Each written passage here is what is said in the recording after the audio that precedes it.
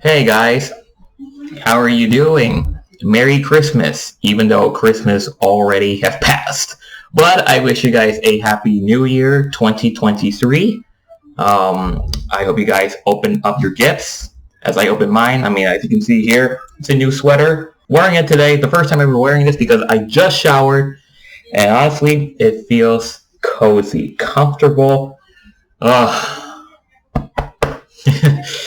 This video is about kind of searching through guitars on Reverb, Guitar Center. I actually kind of thought of making a video something like this because I can guarantee what would be my three kind of top guitars, brands that could help you guys out if you're looking for a guitar that is good quality, that is good feel, that is good sound and good looks if you're on a budget. And the first thing I thought of was going through Guitar Center, the typical Guitar Center website. So I'm just going to put here Guitar Center. Okay, so I'm on Guitar Center website. As of now, it is 7 o'clock, as you can see on the timer. So let's go through. Oh wait, there we go. We got it. 7 o'clock. So let's see what kind of guitars we can find that is somewhat good on the budget. I wouldn't use the word budget. I would say guitars that helps your bank. And we're just going to choose electric guitars because if I choose solid body, semi-hollow, extended range, platinum, used, vintage, it will only show part of the category but not the total amount that Guitar Center has to offer. And from here we can choose our range. Let's say from 5 to 750. 750 up to 1K. That's the typical range. And we'll choose from 1K to 1500. You know what? I've been actually thinking of getting this guitar as a practice guitar. I actually own an Electromatic guitar, Wretch. It was a Georgia green finish, double cut, Electromatic, that has cream plastics all over. I think it has the same pickups. I was thinking of having this guitar only as to practice, and I would use my main instruments for recording or for live performance. But only for like warm-ups or rehearsals back here at home, I would use something like this. It's not that bad of a bank, and you can choose different colors too. If I were to have a guitar like this, I would go for Cadillac green. If I go to the lighter green finish, you can see Aspen green. Yeah, I don't think it would suit that well in my opinion. I think the Cadillac green works out the best. And if you can see here, it gives more of a cool, darker shade all over. It applies really well with the fingerboard and the headstock. I played this guitar before. The only difference that this guitar has, the bridge itself is a bit stiffer when I played it. I found this on the wall in my local Guitar Center shop. I picked it up and played it, and I felt the bridge is a lot more stiffer. I don't know if that has to do with the spring tension or just the bridge itself, but I felt it's a lot more stiffer, so I can't do any of the crazy stuff that I do on a tremolo system. And I played a white version. As you can see, there's the white version. That's the one I played before. There is also a green one, but I thought white and white is not bad, and it's pretty standard for a Strat. You got black and white and the three-tone sunburst as a standard for a Strat. That's a really cool Epiphone Uptown Cat. This is kind of equivalent to a Broadcaster. This is kind of an equivalent to that because it has almost the same shape. The only difference that it does not have a Bixby. It has just a standard tailpiece. That's the only difference it has. And it has regular miniature? Is that miniature? Humbucker pickups? I think there are. I think gold on gold is just a bit too much, in my opinion. Red looks not bad. And you also get blue. The only downside is that you get chrome hardware, not gold, for some reason. I don't mind that. Chrome on blue, it's not bad. Gold and blue, sure, you get the more boutique luxury look, but chrome and blue is not bad. Oh, there's a good one. These strats are very unique. You almost have the same feel as a standard Strat in American Performer, American Elite. It's almost the same vibe. It's just you downgrade the value for whatever the guitar has. Whether if it's just the wood, the type of bridge, the pickups, I mean, it could affect that. But I played one, but it was a burst finish. I think it was a flame top green fade to black burst. I play that guitar, plug it in, it doesn't feel bad at all. It feels good. Like, the neck profile is really, really good, really rounded, comfortable to play. The pickups are very interesting, I'll say that.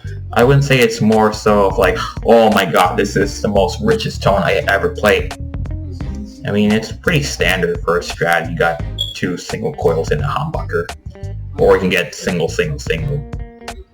But I would say, if you're looking for a Strat on a budget that's not going to break the bank, that's underneath the 1K grand, I'd say these player Strats are the go-to, in my opinion.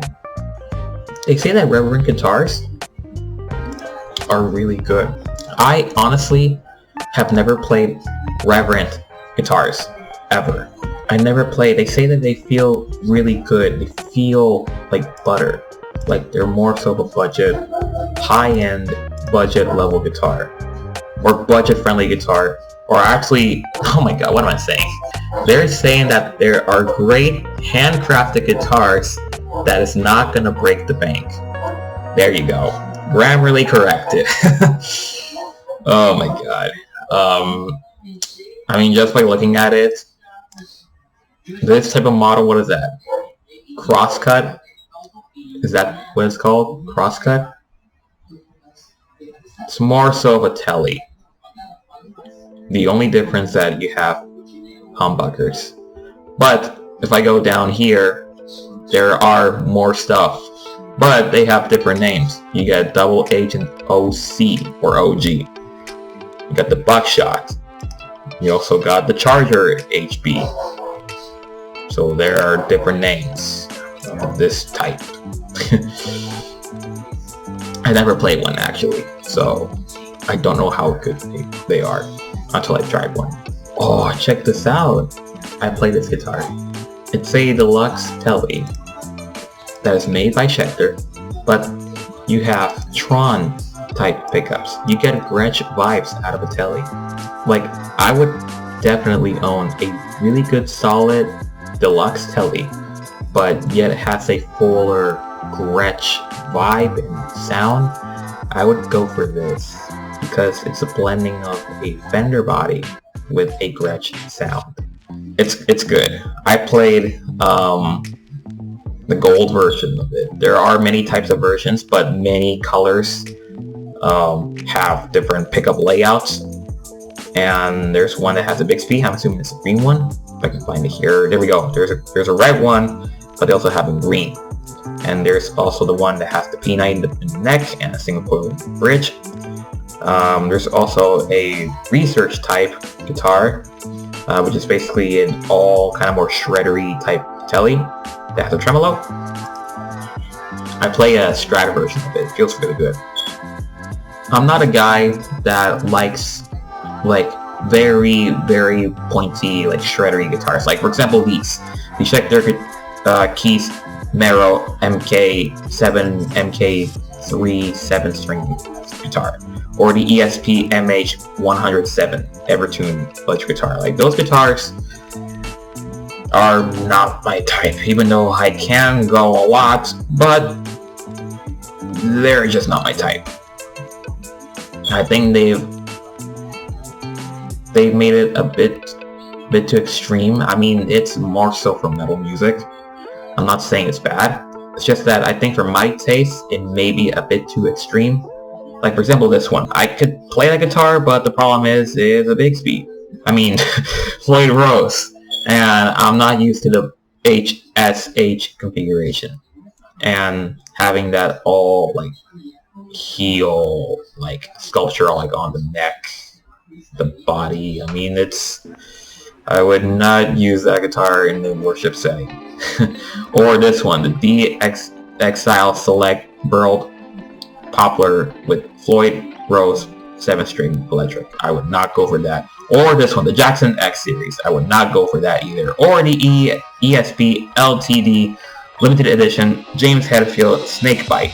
I would not go for that, or any of these three, especially those. I would definitely not go with these guitars at all. Maybe this one, but let's be honest. Anything that's extreme, complicated, pointy, not my type. Because number one, I like simpler guitars. I feel a lot more comfortable playing with simpler guitars. And secondly, I don't play metal music, even though I can play at least a bit of metal because of how much I go through, but that's not my type of music, my everyday music. So I don't find the tendency to have to own a guitar that I can shred on for 24 hours. I don't see the need of that. This is another example. The limited edition Mirage Deluxe 87. Or the Schecter Omen Elite 7-string. I would not go for that. Or this one, the worst. ESP Limited Edition Aero 1000. I would never go with that. Like, this one is okay. This one is okay. Let me explain why. Because look, it's not as pointy as like a traditional Ibanez shreddery guitar has. And it's a SSH configuration. I can live with that. And look at that. A regular type Floyd Rose with volume and tone controls and a 5-way switch. Something that's simpler, but yet that feels good. I can play. Like this one I'm okay with it. Or the DK24HH2P CM Burgundy Mist. I can do that too because it has 2 humbuckers and it's pink. I don't mind the color. It's good. But anything like this, the FRE Floyd Rose tremolo system, do not go with that. I'm not a huge fan of Floyd Rose, and that's why I kind of isolate myself from the Floyd Rose.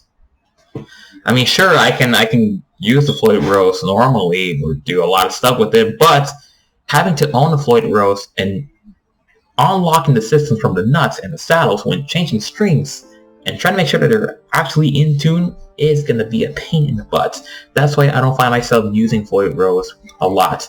I tend to find Floyd Rose as more of a high-performance tool, but something that's pretty common, something that's used daily, I wouldn't use a Floyd Rose at all. I would find something simpler like this one, because that is totally fine for me. But anything that's too extreme, I would not go for it. Never, ever, ever. This one's another example. The SSH configuration is good. It's perfectly fine. But look what's in here. A Floyd Rose again. I am not a Floyd Rose guy. I mean, if this one would have just a standard tremolo system, then yes, I would definitely own this guitar because look, it's a more traditional Strat shape with a chrome dome top, volume and tone controls and a 5-way switch and SSH configuration. I would definitely go with that. And if it would had a regular tremolo system, then yeah, I would definitely buy this guitar right now. But it has a Floyd Rose, and I'm not a fan of Floyd Rose at all. But I will say this: if you are the type of guys that likes shreddery guitars, like all of you that are metal fans, I know some of you are metal fans. If you have the tendency to love guitars like these, then you know what? These guitars are good for you. I'm just saying what I don't like from what I play and what my personal taste is, because I don't play that type of genre and I don't see myself fitting in these types of aesthetics. Okay, I think we're pretty much enough with Guitar Center. Let's actually go to Reverb here. Now, the good thing is that I tend to visit Reverb a million times because most of my gear I actually got from Reverb. If you don't believe me, let me show you. This Tomcat here, I don't know if you can see it here on the camera, but this guitar here that you've seen a lot of times, I got this straight off from Reverb. My Helix is from Reverb. My Reverb home state is where I get all of my gear. Not all, some of my gear. You can even count my picks, which I don't find it right here. So let's actually go through something that would be beneficial, you know? So what we're gonna do, we're gonna go to electric guitars, but we're gonna change the value here. Let's say from 500 up to, let's say, 2K. So straight off the bat, I can say we find a Starla PRS 2009. I play a lot of PRS guitars and feel really good. A lot of them are different in terms of how they feel, how they look, and how they sound. This one I'm not familiar with, especially PRS that has a Bixby, which is pretty uncommon. Bixbys are not very associated with PRS, and PRS never has a Bixby on their guitars for some reason. I never actually see PRS guitars with Bixbys at all, and this is pretty rare, especially since it is 2009. It's a good old 13 years. We're in 2022. We're about to enter 2023. Okay, this one's not bad. This guitar is not bad to own because it's more so a Les Paul-ish. The only thing that kind of throws me off a little bit in terms of like aesthetics would be the cutaway. See how it has a little bit of a point to it? I mean, I'm okay to live with that. But what matters the most is that it has no like crazy, like huge, like extreme aesthetic looks and like functionality. This is more so almost standard because you got a 3-way switch and you got 3 knobs instead of a 4 knob. It is a 2 pickup configuration. It is a stop bar variety, so I'm okay with that. I'm okay with that, to have that around as a more so of like a shreddery version of a Les Paul Custom. Black ebony finish. Oh, I actually played this one recently. See, the thing about the Angelico is kind of more the equivalent version, sister of Gretsch. And I will explain in the future why the Angelico would be great if you never owned a Gretsch before. So you have pretty much the same feel in terms of how the neck goes, the thickness of the body, as well as the pickups, like toned feel. Sure, the models would vary, so you'll just have to either live with it or stick with it. But they're not bad guitars. They're more so of a classier version of Gretsch. And this one is within those categories. The customer actually handed this guitar over, saying that, hey, you have to feel this guitar, it feels really good. I played it. I wasn't got used to the whole SSH configuration in that model until I plug it in. I was blown away.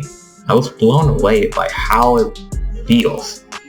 And I'd say if I were to own a good Angelico that's not going to break the bank, I would definitely go with the Premier Bedford series. It just feels good. A Tim Armstrong Rancid Electromatic Gretsch. Okay, this is more so of a stripped down version of a Black Falcon. I bet the pickups are the same as a regular black top. That's the same headstock that my previous Gretsch had. Even the special editions of... Oh wait, no, that's a Fender. I thought it was the Schecter. Well, it's not bad. But I was gonna say even the research series, like high-end, like boutique level instruments of the bass spec from Schecter, like burst or burl type guitars, aren't that bad. Sure, they have a tendency to bring out the value by a ton, but it's not bad. It's not bad. I'm an SG fan, if you don't know me, and this SG could potentially live with me. Oh, I can see why it has that value. See here, there's a chip. the finish. Not a good sign. I mean, maybe I can paint it over, but does it affect your playability? No. You know, the SC series from PRS are not bad. I played a lot of SC standards. Even SC signatures. They're not bad. I have a friend at church that actually has an SE guitar, an SE PRS single cut, and it's not bad. I mean, if you're looking for a PRS that's good, that's not gonna break the bank, I'd say the SE PRS is not bad. If I were to go for an SE, I would go for a double cut. Definitely go in a blue one. I think blue doesn't look bad. These Noventa series from Fender is pretty interesting. Do you want a Strat with a tremolo system with an SSH configuration, or you want a hardtail version with P90 pickups? Because that's what I see from the two versions, the Noventa series and the Player series. And you don't know what Noventa means? Yes, I talk Spanish, so for me, pronouncing the word Noventa is easy for me. Don't ask why. Noventa means 90. It's the Spanish term for the word 90. Noventa is referring to the pickups. That's the only difference between this guitar and the one I talked before, the Player series. This one has P90 pickups with a hardtail bridge, and you realize also that it's losing another tone now. You only have a single volume and a single tone. What, from my understanding, would be a three-way switch because you got two pickups. Let me see what's the cosmetic thing. Nope, looks to be good. And they were made in Mexico, so another Mexican-made guitar. So it's just a matter of preference. Well, there you go. And that's pretty much it for tonight. It's about to be 8 o'clock. I hope you guys enjoyed it. I hope it helps you figure out what to look for if you're interested in buying a guitar. Hey, new guitar for 2023? These may be the good options for you. Or you would substitute the options for something that's better than the one I talked about. That was something interesting, so I hope you like it. I'll keep making videos, something like this in the future. If you have any ideas, let me know. But that's all going to be for today. So have a good night, and I'll see you guys in 2023. Have a happy new year, and see you soon. Take care.